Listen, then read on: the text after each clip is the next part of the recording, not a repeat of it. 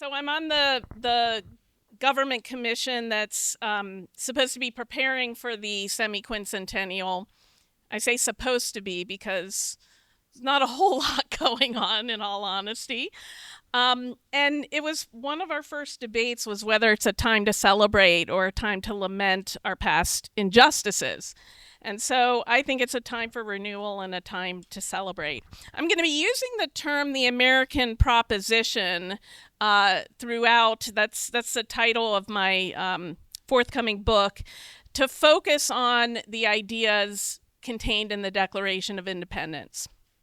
So I'm going to make maybe a three-part argument. The first point I'm going to make is that America was founded on an idea.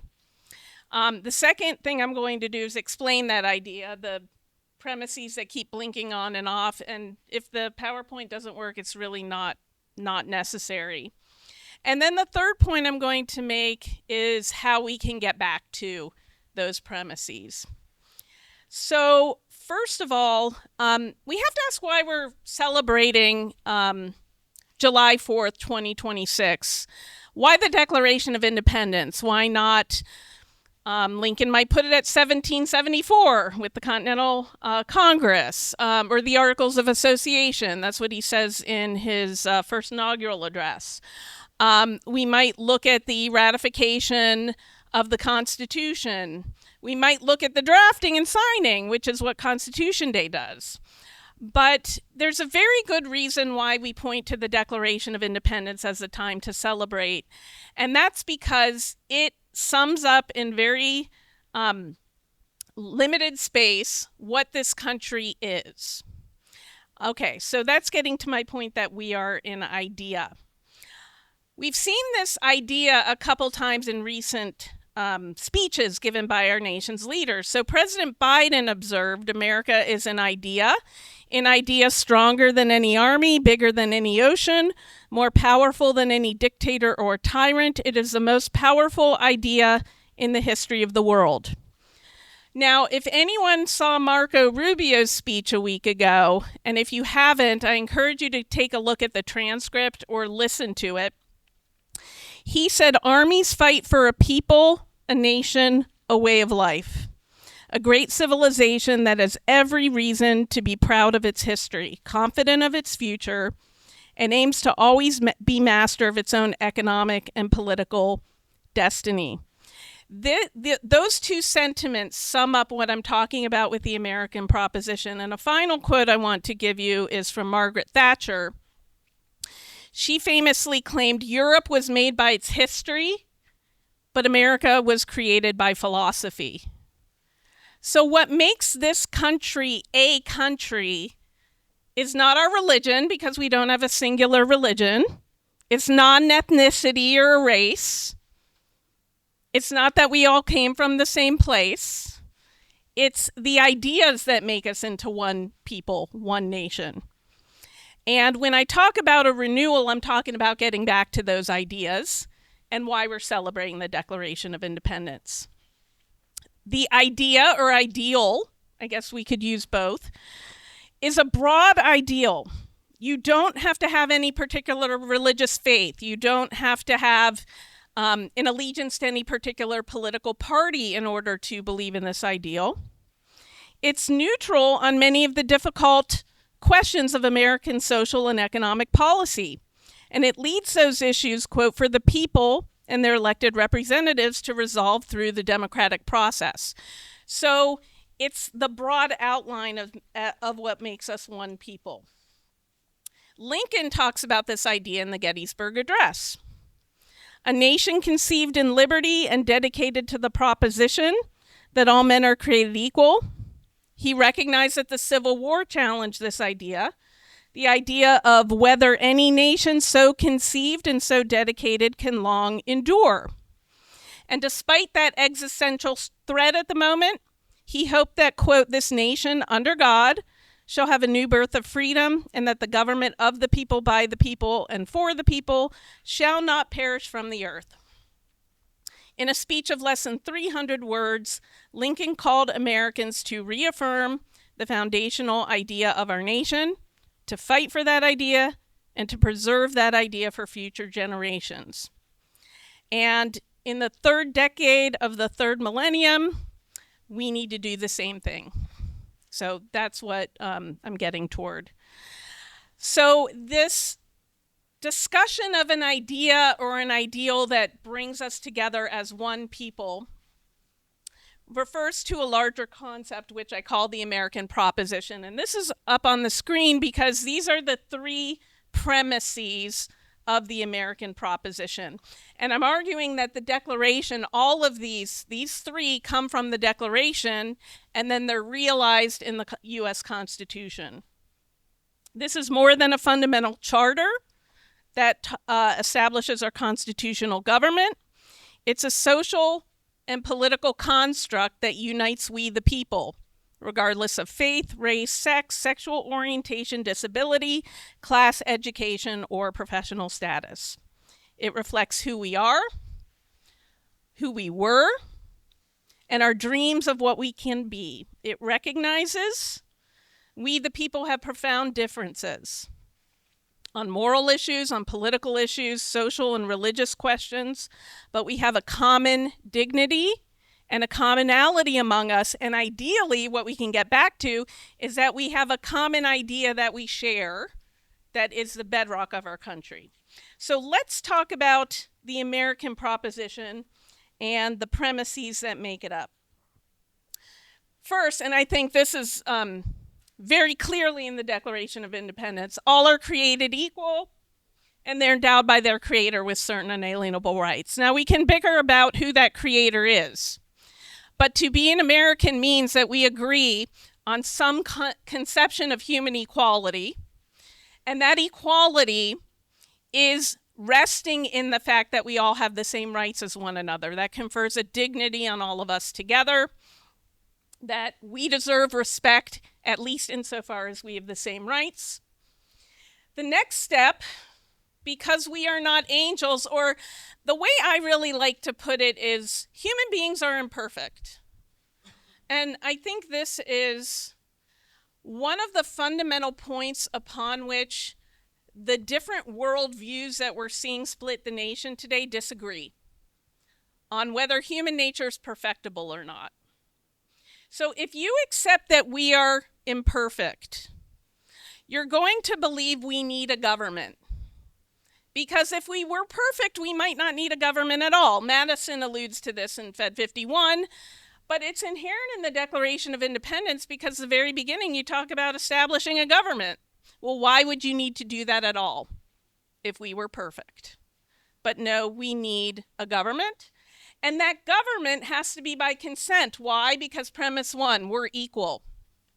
And so no one has more right to determine it over anybody else. Initially, pure popular vote. Later, Declaration doesn't say what form it has to be. This was mentioned earlier. Whatever form you think will do the job. So we're created equal, government by consent. And then again, same point. Human beings are imperfect. Because we're imperfect, we need a government, but because we're imperfect, our leaders, who are human beings too, they're imperfect, so we need to limit our leaders. And so we need mechanisms, that's our Constitution. We need protections against our government becoming too powerful or dangerous, or failing to do the goal for which we put them into office to do. Now, one aspect of this third premise that's often not acknowledged or thought about as much as it should be, you'll see I have "and the people need to be limited." We need mechanisms to control the people.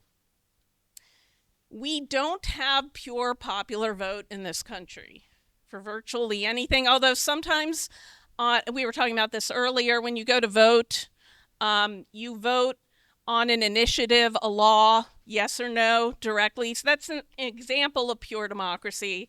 I'm happy to say when I lived up at Berry College in Rome, Georgia, we had an initiative on whether they could sell alcohol on Sundays. See, when I interviewed there, I got a big apology on a Sunday night because they couldn't offer me a glass of wine.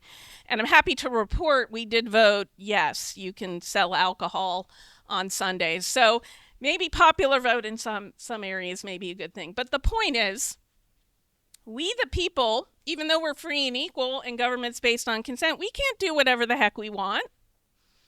Because if we are unrestrained, we're a danger too. Case in point, pre-Civil War, this concept of Douglas, Stephen Douglas, popular sovereignty. What a great idea. Let the people decide how they want to live. No objection with that, except that we're voting whether to enslave other human beings.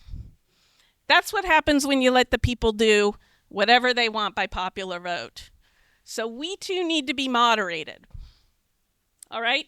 Now, these are the three premises. These are the ideas. You can see them all in the Declaration of Independence. And I would argue this is what unites us. These are simple points, and we need to get back to these. Now, something else about these points, they point out both what the purpose of government is and how to achieve that purpose. Means and ends. So the end goal, protect individuals and their unalienable rights. And so if a government fails to do that, it's illegitimate.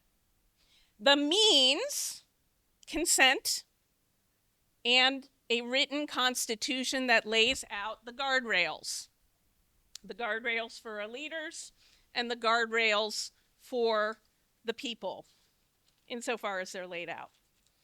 And I would say understanding this concept of the American proposition helps you understand our deeply divided nation today. And there's all kinds of theories, and there's a lot of different issues involved. You're not going to hear anyone more than me criticize social media, technology, now AI.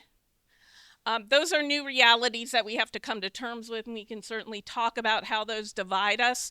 But I think the fundamental division today is not between left and right or political parties at all. We can't even debate policy issues today because we're not even talking on the same plane. One side, and I'm not even saying this is a conscious division, one side we call proponents of the American proposition. Those who still believe that we can do something with our Constitution. Those who still believe in the ideals of the Declaration of Independence. Now, we talked about how shoddy civic education is today. So again, most people aren't studiers of these things. Most people don't debate what these ideals are. But when you hear people talk about the importance of rights, right? A lot of us can agree that there are human rights that we all have, all right? Agree that government should protect those things, and agree to the idea that there should be limits to our leaders. Then you have what we call the rejectionists. And some of them are outspoken rejectionists, but I'm thinking of an article I read 2-3 years ago by two law professors. They were Ivy League. I want to say Yale, and I don't think it was Princeton, Yale and Harvard maybe. And the title of this article was, "The Constitution is Broken and Should Not Be Reclaimed." You know, that's going to get you readers. This is New York Times. You read it for class, right? And so you have two law professors writing this article, and they're saying, we should just get rid of the thing. That's an example of a rejectionist. Here's someone who practices law saying we shouldn't have law. My initial reaction was, okay, what's your first step? What are you going to, you can't just, get rid of the thing by saying it should be gotten rid of. So rejectionists either reject the end goals, as stated in the Declaration, or the means, the tools. So it's the people who say, the Constitution, we should get rid of the Constitution, it doesn't mean anything. Who say, let's not worry about whether our rules pass constitutional muster or not. Let's just do the thing we want. It's the people who want to elect the person they like in office because they're going to ram through whatever you like, regardless of whether it's constitutional or not.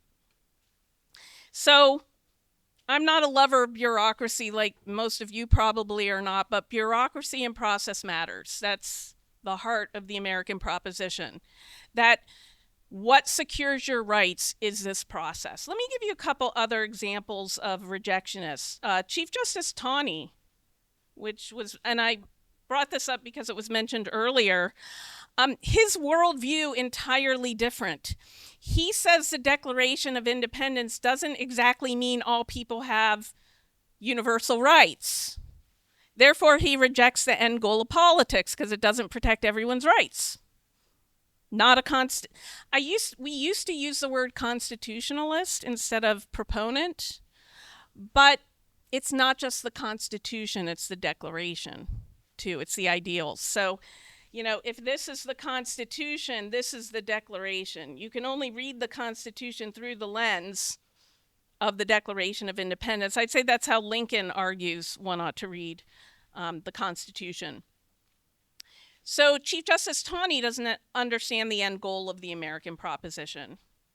Another example of a rejectionist is so-called anti-racism, right?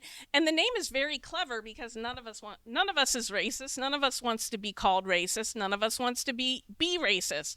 So the way that the idea is set up, well, if you're not an anti-racist, guess what you are? A racist. Now, if you read Kennedy's book, what he says is to be an anti-racist is to achieve an anti-racist end. Means don't matter. My way or the highway, ends justify the means. And so in that respect, so-called anti-racism rejects the Constitution and process because it's irrelevant. It says the only relevant goal is if you achieve a program or policy that benefits our group. So it's rejectionist, but there are rejectionists on the right too. Now, I would not say that all MAGA Republicans are rejectionists. Many believe wholeheartedly in the Constitution, equal rights, but there's a subset of MAGA Republicans that my co-author and I call the burn them down MAGA, and they just want to steamroll everything through, don't care about the process. And I would say some of these rejectionists also misunderstand not just the process and why we need it, but the end goals, and I'm going to give you an example of that. There are some states, some leaders in some states, and then of course there's a lot of executive orders we could take a look at that have recently been written, but that's a conversation for another day, who are passing laws that ban so-called divisive concepts. All right, and I would say that's a misunderstanding of First Amendment liberties to ban an idea. And by the way, banning ideas never really goes very well when it's tried. But it's also fundamentally against our laws. Okay, so I would argue despite, so the division today is between proponents and rejectionists. And the rejectionists are very loud and very visible. But my co-author and I believe that there are many, many, many more proponents of the American proposition than there are rejectionists. We just don't know where the others are. We're afraid to talk.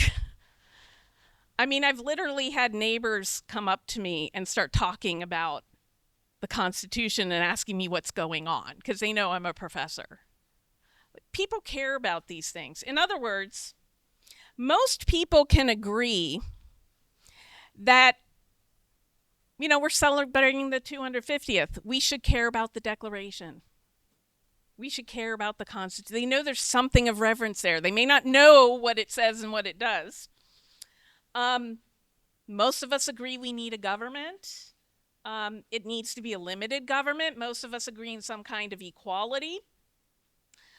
If we believe we need a government, many of us believe there should be set laws that apply to everyone. Rule of law. And what I'm arguing is rejectionists are not respectful of the concept of rule of law. if you read their words and take them seriously.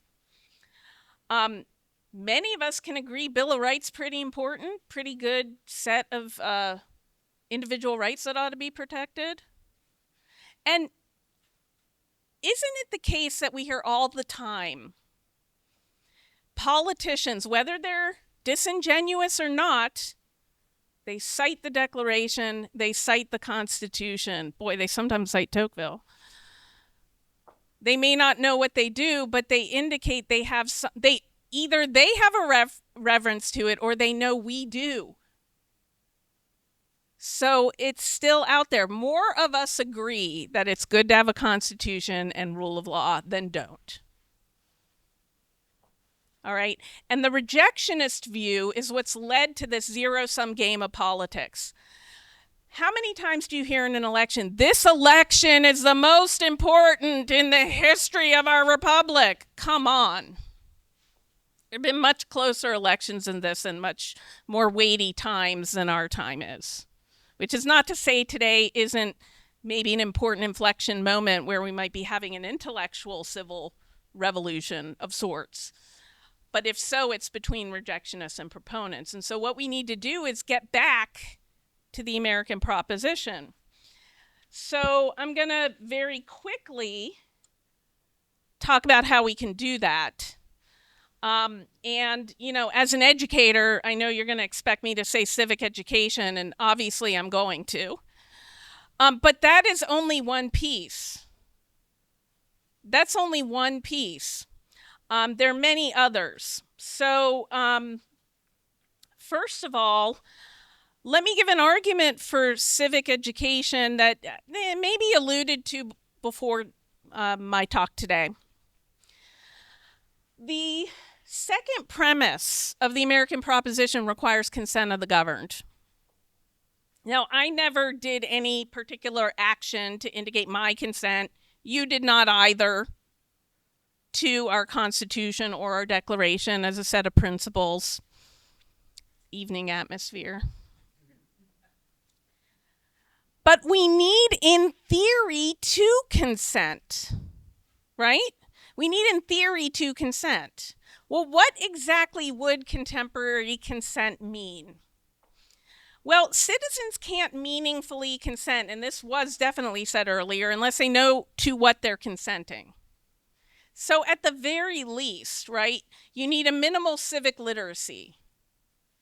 And there's a difference between civic literacy and promoting civic action, right? You need to know specific facts. I'm a big fan of memorizing. I know with AI, I had a colleague say, well, with AI, you don't need to memorize anything anymore. I almost fell out of my chair in dismay because you learn things by memorizing them. And I still remember making my son memorize the 50 State song so he knew the 50 states. You don't remember him now that he's 15, but he did know him once upon a time. You need to know certain basic facts. Because if we are based on an idea, we need to know that thing that we're supposed to share, or we cease to have something in common that we share. That's why it's important for students to learn patriotic songs. They can decide if they're bunk later. But if an idea unites us, we need to know what that idea is. And if we no longer agree to that idea, how are we a nation? If we are a nation that's made by its shared idea. That's the problem today, is that we feel like we don't share an idea. But again, I think most of us, if you think about it and just talk to random folks. So we walked into our hotel last night, and the gentleman at the desk was asking us, oh, are we here for this big conference at Oglethorpe? Yes, we are. Oh, what do you study? Political science. And so he's asking us questions. And then we turned around and asked him, well, what do you think about the fact that we're celebrating the Declaration this year? And he said, I think if someone lives here and doesn't feel gratitude for the fact that they live in this nation, one of the best nations in the world, where you can say whatever the heck you want, and you'll get killed in another country for doing so. You know, he sounded like the U.S. hockey team after their win. He had all his teeth. So I actually found that pretty inspiring, I have to say. I told him I'm going to quote him in my talk today. And I'll tell you what, this is also anecdotal, but my Uber drivers, most of whom happen to be immigrants, love this country because of the freedoms and what the promise of having those freedoms protected is. I remember a Ukrainian talking about wanting to come here for religious liberty. He drove up with a bunch of Ukrainian flags all over his car. I said, "Did you by any chance come from Ukraine?" So I said to this gentleman last night, so you think maybe we should look at our country through immigrant eyes? People who are new to this country have to know what this country is to pass a citizenship test. They have to take an oath. Go to a naturalization ceremony if you never have. It'll make you feel good about being in this country. The joy in their faces, you got to do it. Dylan, you came to one with me last year, right? Yeah. Wasn't it? Okay, so what do we need to get back to that vision? Civic literacy, as I mentioned, but I would also say constitutional literacy. I mean, on the one hand, right, does it really help my kid to know when Jamestown was first settled, the year it happened?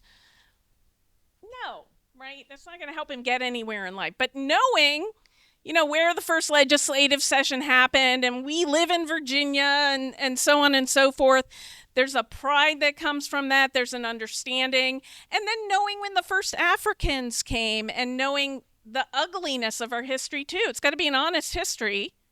It can't be purely praise nor purely lament. We're a mix. History is an attempt to get closer to our ideal. But guess what? We're imperfect. See, this is the part that most people forget when they're criticizing this country. If you accept human imperfection, you accept that there are going to be mistakes, and really bad ones. And then there'll be some really good things too. But it doesn't have to be one or the other. Just like we're human, our nation is human. It's a collection of humans. And it goes up and it goes down. And there's good and there's bad. So the reminding ourselves of human imperfection is so important. And the religious folk will say we're fallen, right? And the secular folk will say we're not perfect. But they can agree humans aren't perfect, right? So people of many different faiths and backgrounds and having many opinions and policies can agree to human imperfection. But a lot of the rejectionists think we can make a utopian society if we just have the experts in office. If we just have my guy leading. If we just wipe out what the last guy did. And if you believe in human imperfection, you recognize that's just not realistic. And furthermore, it's dangerous. There's a reason there's a whole genre of dystopia, because that's what utopia becomes when you try to put it into practice. It becomes dystopian real quick. So certainly civic education, but also I would argue our public universities especially have an obligation to give civic education. That's why they exist in the first place. All right. And private universities, if you accept public funds, there's some responsibilities there. But I usually talk mostly about public. I would say there's also a responsibility of our institutions of higher learning to do something that's not legally required. And that is to teach what John Inazu calls confident pluralism, which are the skills to interact with people who disagree with you on the most important ideas, and even disagree bitterly. You know, pro-choice and pro-life, maybe they're never going to come to a consensus. You know, I think it's been long enough, let's just assume that. But they got to interact. They've got to coexist. They can't be vilifying each other that 24/7 doesn't achieve anything. All right, the atheist and the Orthodox Catholic aren't going to agree. The transgender activist and the devout Christian aren't going to agree. They simply won't. How about we accept that fact and not try to kill each other over an idea, and learn how to talk about things, and learn how to not say, I agree to disagree. I can respect why you think that. I don't agree with you on it. I respect it. I respect there's an argument behind it. But I still don't agree, but I respect you. So that comes from premise number 1. You're a human being with rights. I'm a human being with rights. I don't have to hate you because you're wrong or because I don't agree. Let's put it a little nicer. All right, so we have a responsibility to create a culture.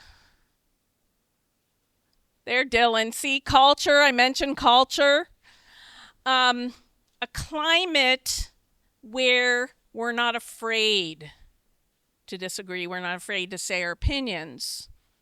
And it's okay to end saying, I don't know what I think. Civil discourse. I would say a second thing we need to do is get back to what Gorsuch so eloquently stated in his concurrence. Yeah, required reading, I would say. Separation of powers. Right? Those guardrails I talked about, separation of powers is one of them. And today, every branch of government except Congress is making law. That's got to stop. Got to stop. No more legislating by executive orders. Use them sparingly. No more administrative lawmaking. Bureaucrats rewriting laws and then enforcing them and then punishing those who they think broke them in a way they don't like. No more creative judicial legislation, creative decisions. My favorite title of a book chapter, and I didn't even come up with it, Rejectionists in Robes. Creative judging. Making up law on the spot. Everyone making laws except Congress. They got to stop, and you're going to say, well, Congress can't do anything today. Yes, they're incompetent. They can't get anything done. Actually, it's kind of by design. They're not supposed to be able to get anything done.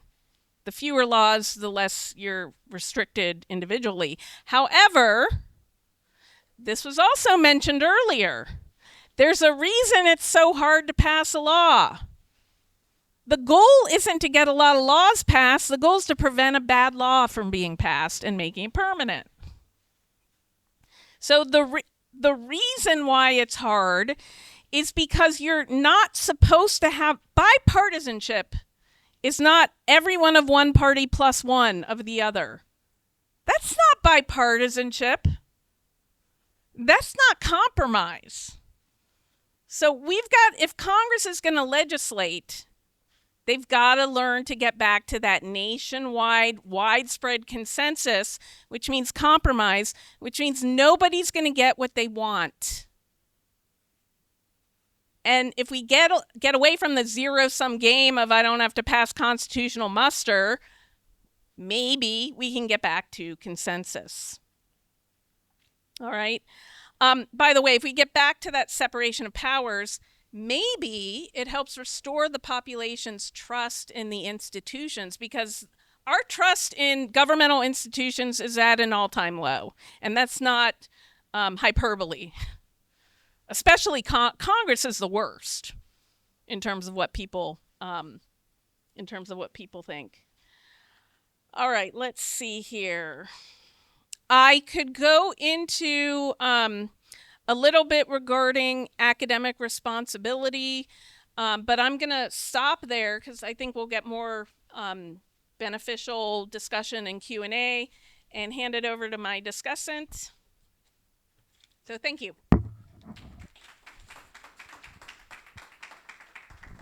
Thank you.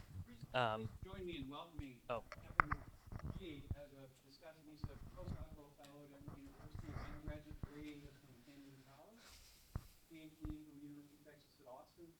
A student of faction in classical and early modern thought. Is that right? Yeah, that's right. Yeah. So much. Yeah, thank you.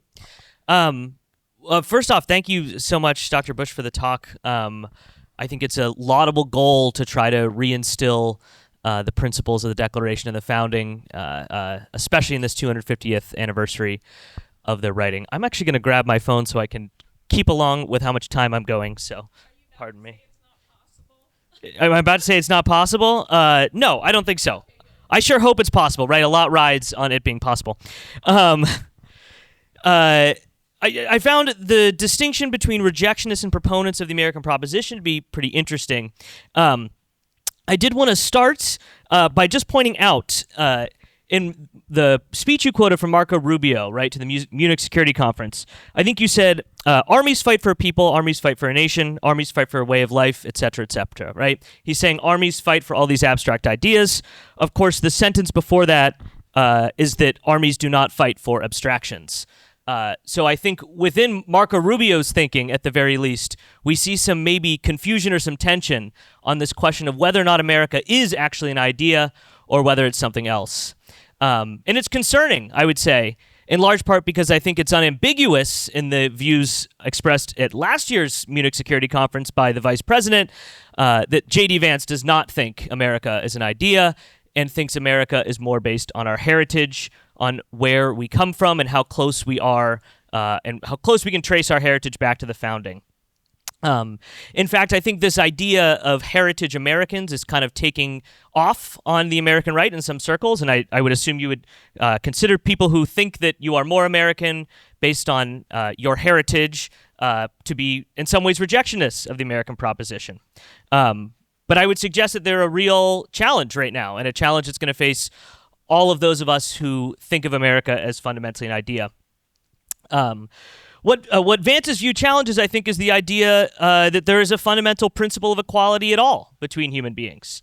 His challenge is, in some ways, a challenge of the validity of natural right, specifically the first proposition, or first part of the American proposition, right? Which I think means we need to ask ourselves more, maybe now than ever before, where does this equal dignity come from? This equal dignity that undergirds so much of the American proposition, where does it come from? And to that I would say, I think the question of whether or not it comes from God, nature, which God, etc., is at least relevant for us to think about. Now, of course, this might be a bit of an elite issue, right? I mean, I agree. You ask your Uber driver, are you really concerned about where this equality comes from? Of course they wouldn't. But the fact of the matter is that the vice president, but I'll use him as a stand-in for a bunch of people sort of in this camp, I think it doesn't matter. I mean, those are the people that you need to convince, those people and the young folks who are following them. So it trickles down in a certain way. It might be an elite question, but I think it's something that has the potential to trickle down. So again, where does this equal dignity come from? Where do these natural rights come from? I think that is perhaps the first and foremost thing that needs to be justified. Because we also should ask why, apart from Lincoln's victory, why should we read the Constitution in light of the principles of the Declaration of Independence? I think it's probably a great thing that we do that, but it was a live question at the time, right? And in some ways, I think the challenge that J.D. Vance and others pose is whether or not people like Calhoun were reading or understood the relationship between the Declaration and the Constitution better than Lincoln did. And so, again, I think we need to ask what are these natural rights that we have? Let's see. Now, I think, the challenge, of course, that some of these heritage American folks might pose, right, is that if you ask yourself, why do you trust your neighbor, right? Why do you trust your fellow citizen? Your answer is not that we all agree that all men are created equal and endowed with certain rights, right? It's because I look like them, I sound like them, I know them, maybe I go to church with them. So I think it's a really strong challenge, and I think that's, again, the challenge that we need to face. Otherwise, I mean, I think a lot of what you brought out in your talk was important. I think that stamping down utopianism left and right is going to be a major part of hopefully any sort of civic or liberal education in the future. I think it's something on which many people or educators in the last, however many years have failed. Stamping that down, that is. And I think that encouraging confident pluralism would be also great. The question that I think we just need to ask ultimately is if we end up at a point where either we're ruled by or we elect rejectionists, or we have a Congress that is built of half rejectionists and half proponents, and I'm not saying either of those things are necessarily the case now, but when that time comes, if that time comes, what we are to do about it, especially when it seems like we've all consented to be governed by them. So I think I had a couple more minor things, but I think I'll just leave it there as something for us to all think about. Otherwise, though, I mean, I think the talk was very thought-provoking, and I definitely appreciated it.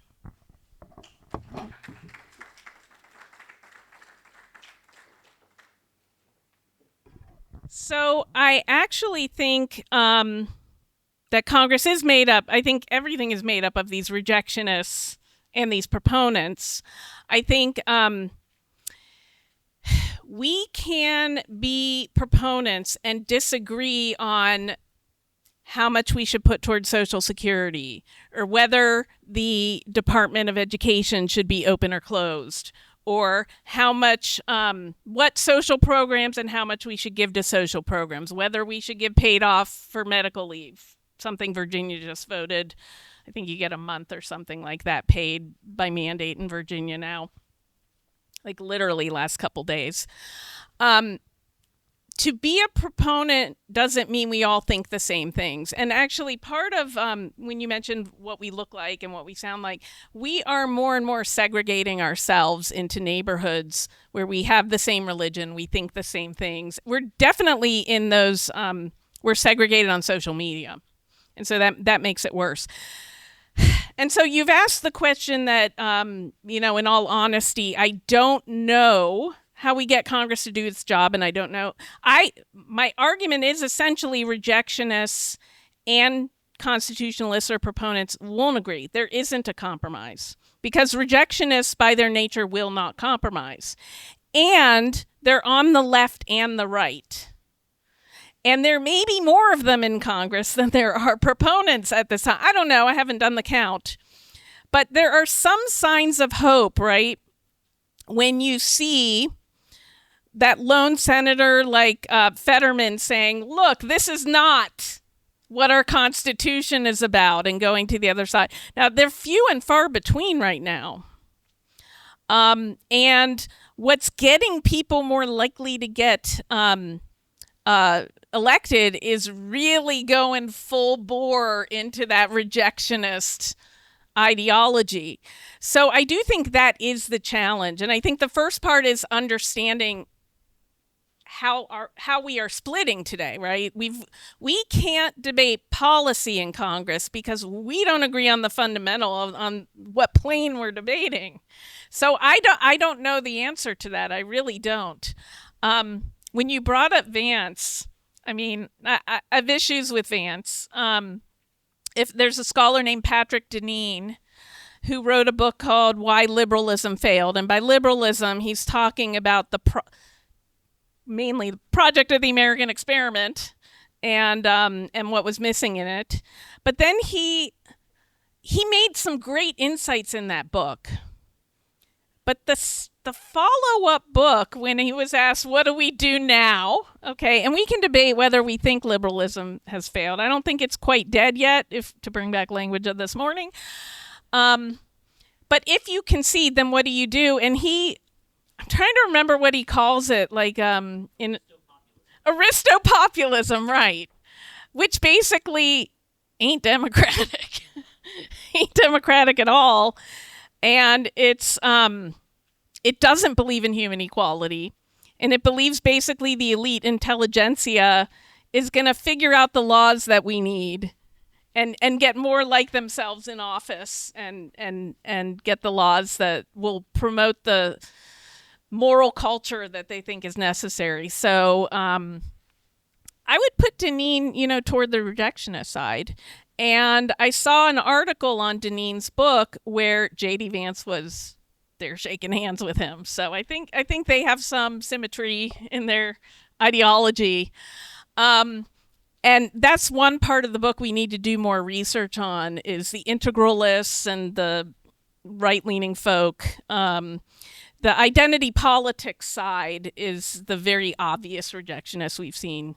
So yeah, I don't know what we do about that. I'm trying to remember your first question, where these rights come from.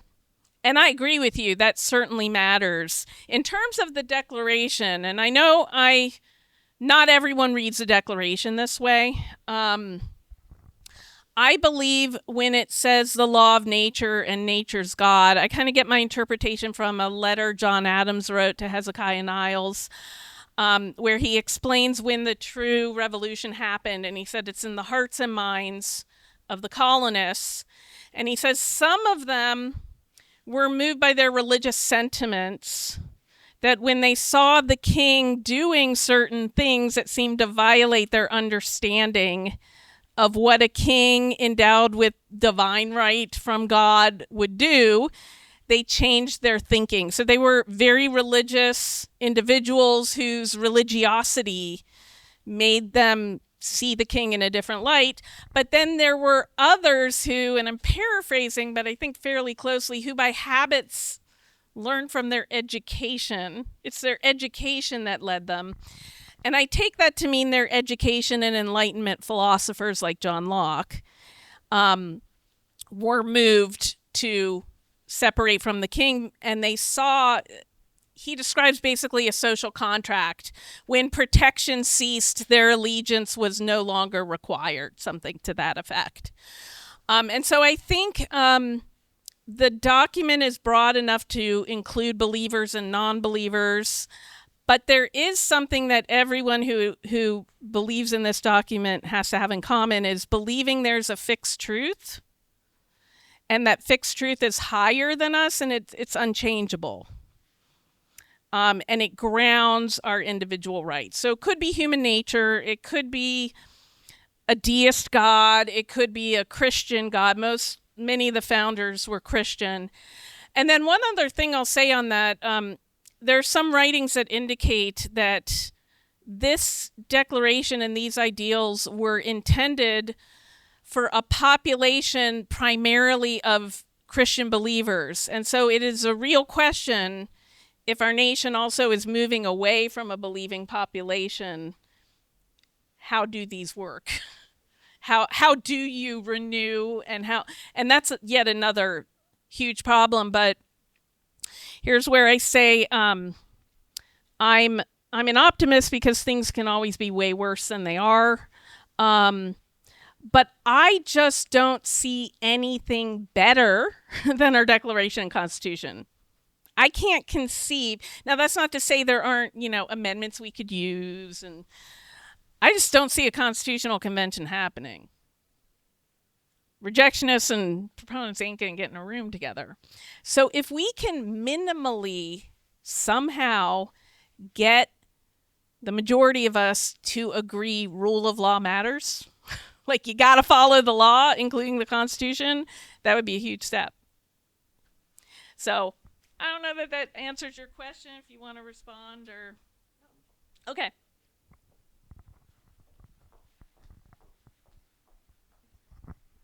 Thanks. A lot of really interesting things in there, some of which, though, I find puzzling. And I've got a cluster of questions. I'm going to try to formulate one. And I'll note that Vance is clearly a NatCon. He does follow Deneen. He's pretty clear about he's a NatCon, a national conservative. He follows Deneen pretty closely. And I'll note, and this will actually get to the question, I had to read some national conservative stuff not too long ago, and I was amazed. They were talking about there was a passage in there talking about the rule of law. And they define the rule of law as doing what those in control of law tell you to do. And I'm like, okay, some of these people, maybe they don't know, but like, I think Deneen was one of the signatures. I'm like, he has to know that's not what we mean by the rule of law, right? Yeah. So in class, I make a distinction between the way the Declaration sees it, that there are certain universal truths and that we're grounding this on, and that means and ends, end goal that we have in common, and also rule of law or, guardrails. There's another paradigm that's put forth by the 1619 Project, and I call it an oppressor-oppressed paradigm. And if you view our government through the lens of oppressor-oppressed, then it's not about individual rights protection, it's about who has the power, and he or she who has the power does what they want. And that statement is oppressor-oppressed paradigm, not liberal democratic paradigm. I think that's absolutely right. I think that's why you get this horseshoe again, right? These people on the right, the national conservatives, really do see it the same way as you see the identitarian politics on the left. I think that's hugely problematic, but I'm also not sure what to do about this. And one of the things you started out with was how we have to have the Constitution and respect for the Constitution. You can't have the system of law without it. I don't know why we would think that's true. Right? It seems to me lots of countries don't have certainly a written constitution, and they do fine. More broadly, considering that everybody ignores it anyway, I'm not sure it makes a difference. But like, I look back at the history of common law, and I think that's where both criminal law and tort law come from in the U.S., and I think they do very well, even today. Right? And so I look at the judges in these cases, and I think they're doing pretty good, right? They're not just making up law willy-nilly. They're following customs. They're following precedents. Sometimes they follow the Constitution. Sometimes they don't. But I'm not sure what I'm supposed to make of the need for this written Constitution to be held in awe, for lack of better words, right? And you say you don't have anything better. Like, I don't know. I'd like to look at John Locke, right? I'd like to look at a lot of these people, and I think they do actually do better. And so then I would say, like, you talked about nation and you talked about country. I don't think those are the same. You talked about going to a naturalization ceremony, which I think is really cool. But I wonder, is it really different if you go to a naturalization ceremony or whatever the equivalent is in England or in Sweden or in France, whatever it might be? But if you're an American citizen going to the naturalization where you're hearing our principles and people vow an oath, yeah, that stirs. You've got to have records for something. And I did not say nor mean that, be in awe of the Constitution, but it is the law of the land. And if we don't have respect for it, are we going to respect another law? Well, what I meant, though, was if you're a British citizen and you go to a naturalization citizen, do you have the same, whatever the feeling is that you have as an American citizen going to an American naturalization program? I'm not sure there would be much of a difference. And it seems to me, really, at the end of the day, it's not the Constitution that matters. It's the ideas behind the Constitution that matters. I'm not actually a big fan of talking about rights, but recognizing each of us as an equal moral citizen is really important. But we're not the only country that does that. And the question is, how do we protect that? How do we get Congress back to recognizing the importance of that? And part of me wants to say what we should do to the NatCons and to this, was it 1690 projects? The same thing. We should show everybody why they're both wrong. Right? That's what we need to do. Show everybody why the 1690 Project is wrong. Show everybody why the NatCons are wrong. Show everybody why liberalism, and I mean this in the classic sense, is right. Why we need to recognize that we do have to live with one another, as you were saying. And that means not wiping each other out. It means respecting each other as individuals and allowing ourselves to continue to live. So I don't agree with the idea of saying, show everybody that the 1619 Project is wrong. As an educator, what I want to do is show, here's the worldview of the Declaration, and here's the worldview of oppressor-oppressed. What is persuasive to you? Here's a view that, The oppressed can become perfect when they take power. And here's the view that humans are imperfect. Which do you find more persuasive? I think the truth doesn't need me to tell someone that they have to believe it. I think if you show people, they will see it. Well, okay, sure. I think, getting back to your question about why do we need a constitution, certainly I'll say I have a bias partial to written constitution, but that's also a personality thing. Like, I need things in writing. I get, show me in writing before I believe it's true. But I would also say the process is part of the ideals, because it's based on the same notion of human nature. It's based on the same notion of individual rights. And frankly, I think it's pretty geniusly designed. I don't think it's the perfect thing. I mean, electoral college is really weird. But I don't think I'm wise enough to devise a better way at this moment. So I'm comfortable with the electoral college in that sense. And the means matter, because if you don't have set means, and especially in our time of rejectionist ideology, I would especially say it needs to be written, because we are electing people who openly say, I'm going to disobey this requirement in the Constitution. And their followers say, yes. And so without even something to point to, I think it would be more problematic, because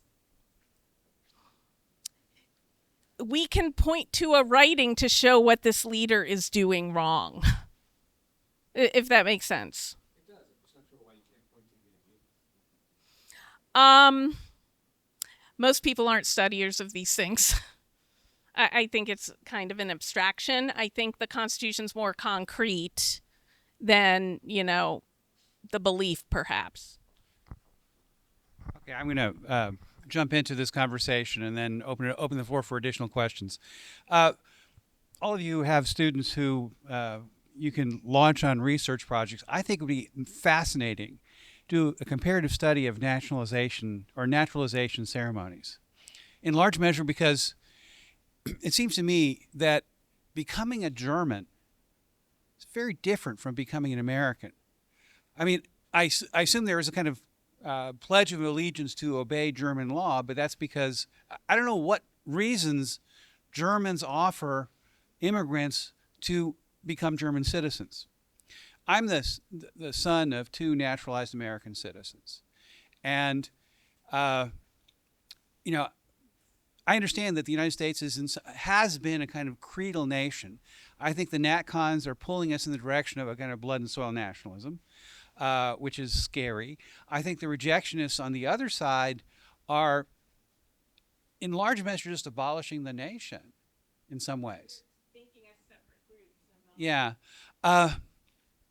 But it does seem to me that part of the question that Professor Cohen raises could be answered by the empirical study, which is, what does it look like to become, a citizen of another country? Now, I have the tiniest bit of, I have two bits of empirical evidence I want to offer. They're very different.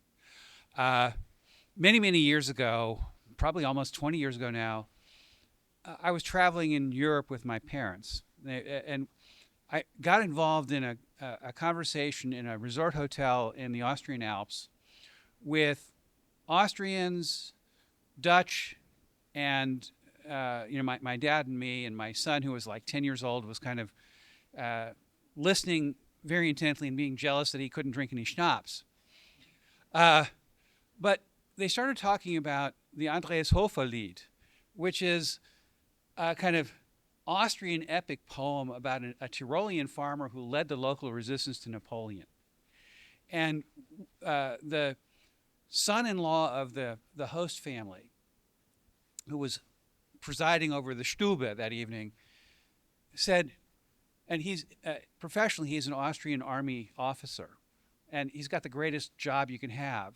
He trains people in mountain climbing and cross-country skiing. That's what he does for a living. But he says, I tear up every time I hear the Andreas Hofer Lied.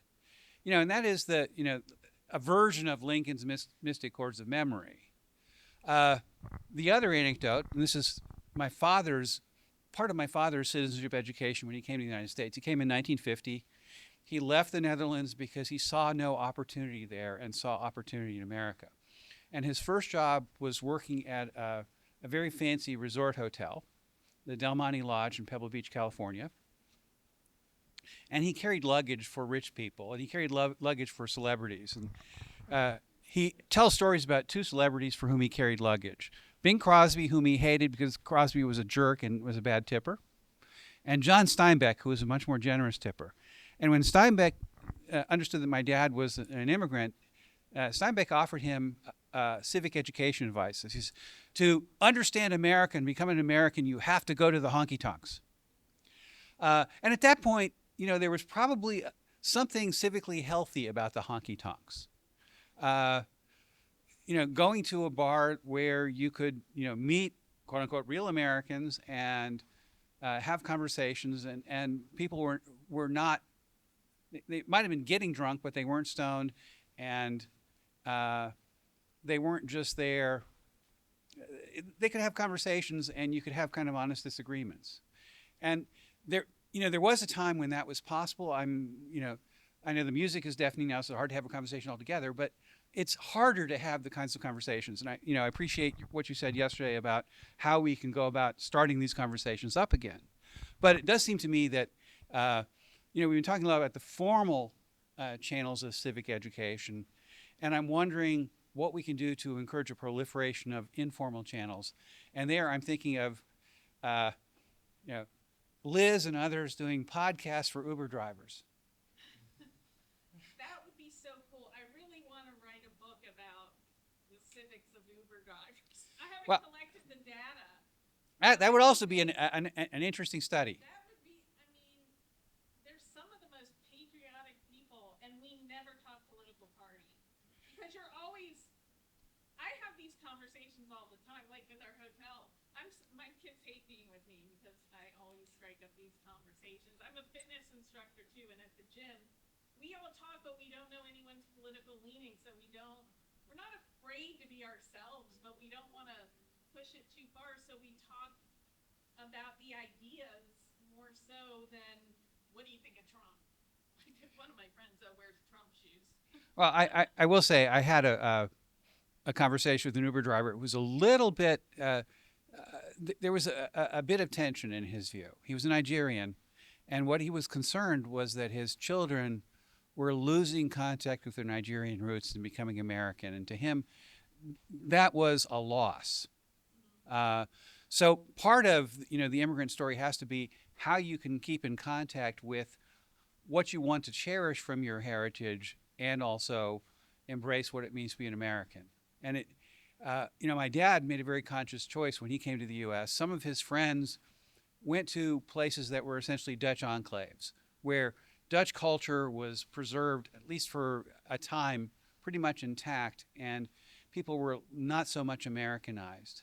And my dad said, I don't want any part of that. I'm going to, ride a Greyhound bus across the United States, listening to Goodnight Irene over and over again, and then, take advice from John Steinbeck. But it does seem to me that part of, the creedal experience is that it leaves room for preserving elements of the old country heritage, but placed in a new context. And so it's in a lot of ways an overlay that permits a kind of privatized multiculturalism without the country essentially saying there is no, we're just cosmopolitans. The country is empty and you can fill it with whatever meaning you want. Anyone else want to? I've monopolized the mic now. Other questions, contributions?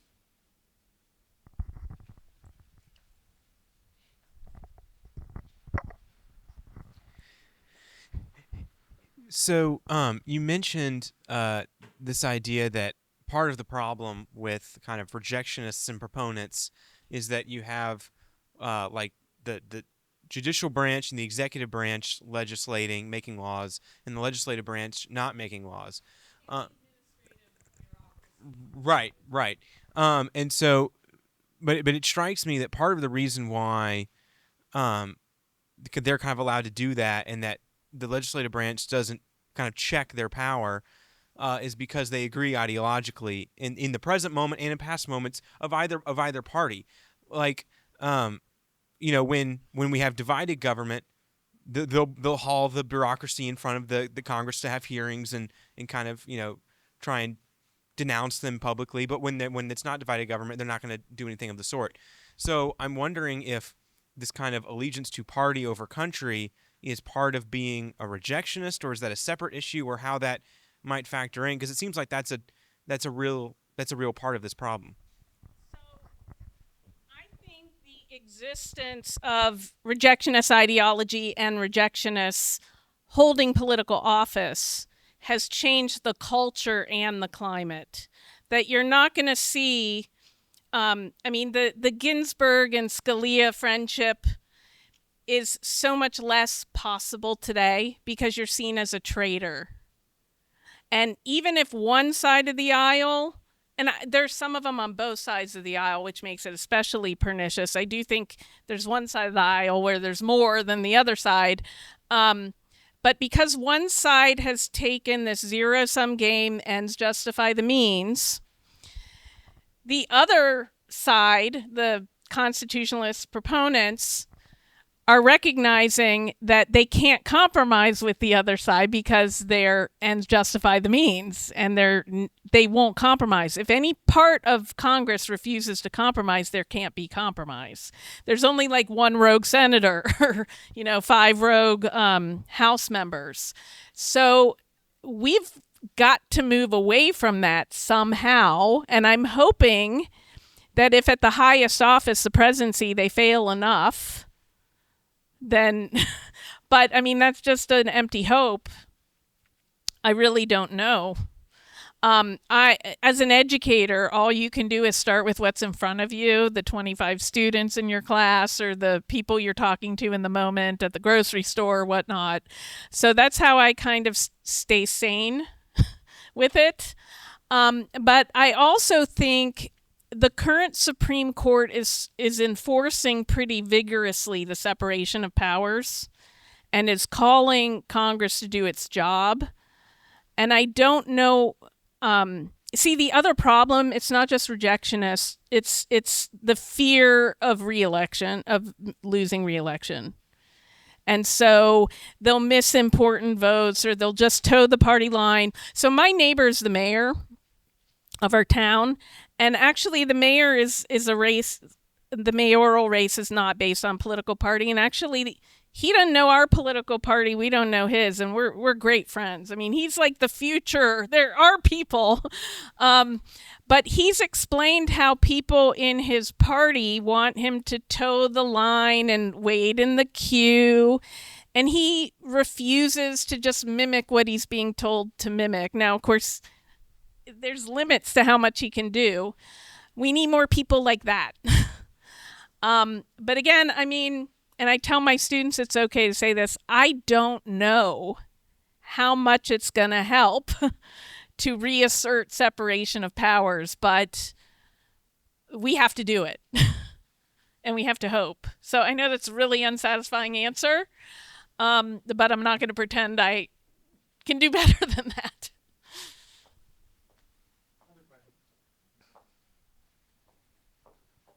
Here we go.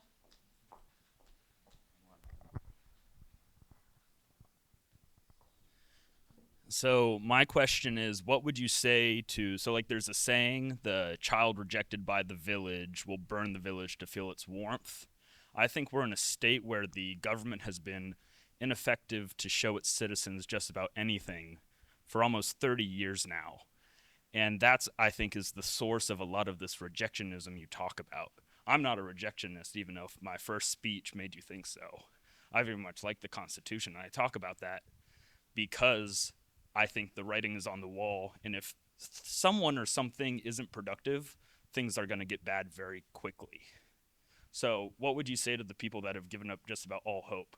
Because also I think these executive orders and a lot of these other moves by the government that might be superseding separation of powers are trying to throw stuff at the wall to try to get some type of result so that people are happy. So the first thing I would say is get off social media, because that's a sure road to losing hope. Because what the algorithms in social media just give you the same and then more aggressive opinion the more you look at it. That's not satisfying to you. So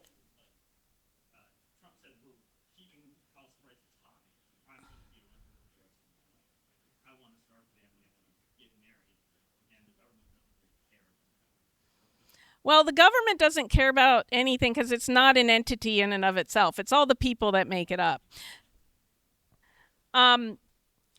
Yeah, and government can't solve our problems. That's the other thing. I mean, we expect too much of government. We expect government to fix things, and government can't fix things.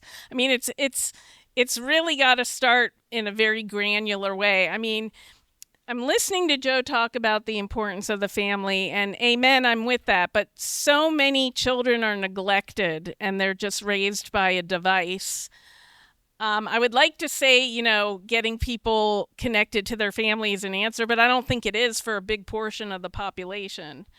There are just so many neglected folks. And then also, where we're going with devices and AI, there's very real concern. We're just manufacturing robots who don't think for themselves in any meaningful way. So there are huge problems I have no idea how to fix. However, all I can do, first of all any of us can do, because we clearly care, is to learn and teach people how to make arguments and then dispel those shallow arguments, right? Show them what a good and a bad argument is. I really think all universities should have training in civil discourse, offer classes or something now, with the realization that once you make a requirement, they become, silly over time. But it's a skill set, and that's different from saying I'm going to take my class to vote, right? If you learn the skill, you can, and Ben has brought this up to me, you can talk to your family who you can't stand their political opinions. You can talk to the people in the grocery store. You could talk to the person hiring you whose opinion you find odious. I mean, there are people right beside you who have opinions that you do not like. And so, I don't know. I'm sorry. I don't know the answer to fixing everything. But I do know that we can spend our time talking about how awful things are and how bad it is, or we could talk about the fact that we do have something we can turn to that's important and helpful in moving out of this. And each one of us can only help with what's before us and what's in our power to do. Because I can't come up with an idea and fix Washington, write a book, no one's going to read it, because people don't read very many academic books. So there's a lot of different solutions to the different pieces of the problem. Social media is huge, and a big soapbox I'm on right now is getting people to see that AI algorithms are biased. Because the more we rely on it, the more people are just going to have blind faith in it. And they're going to be more programmed to think and not realize they're being programmed to think in a particular direction. So, yeah. So don't roll your eyes at get off social media, because that's huge. Time for one more question.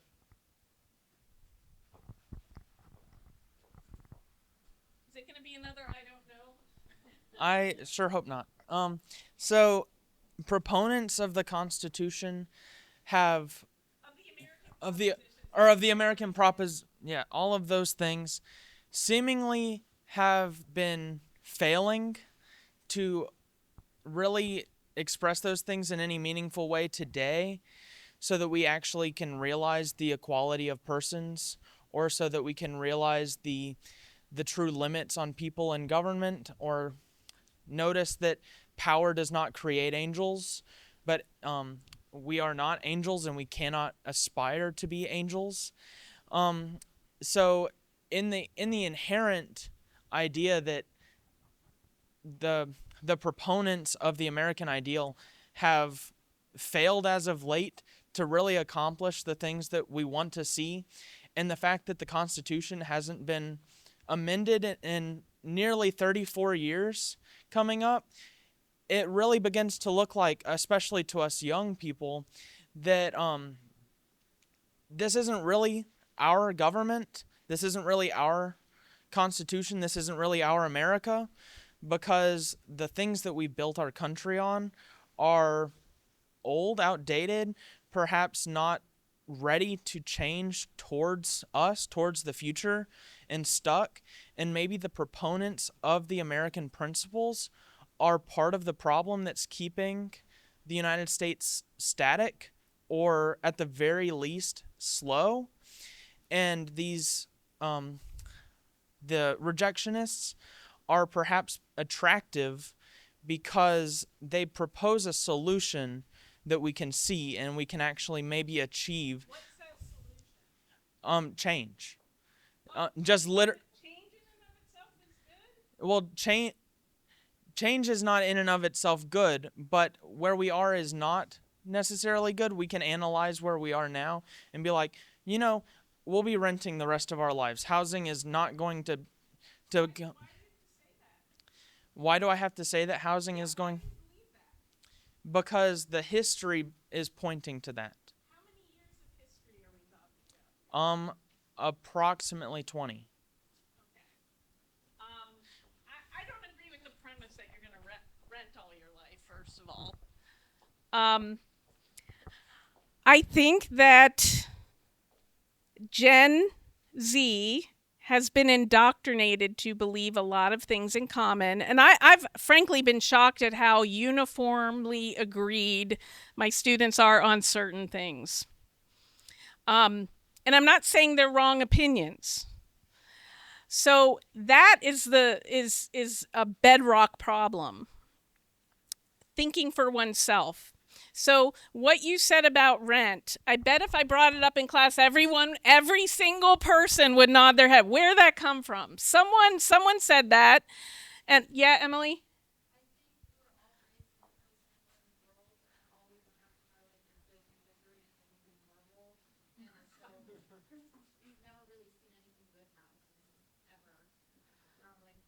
Nothing good has ever happened in your lifetime. That's pretty amazing statement. Yeah.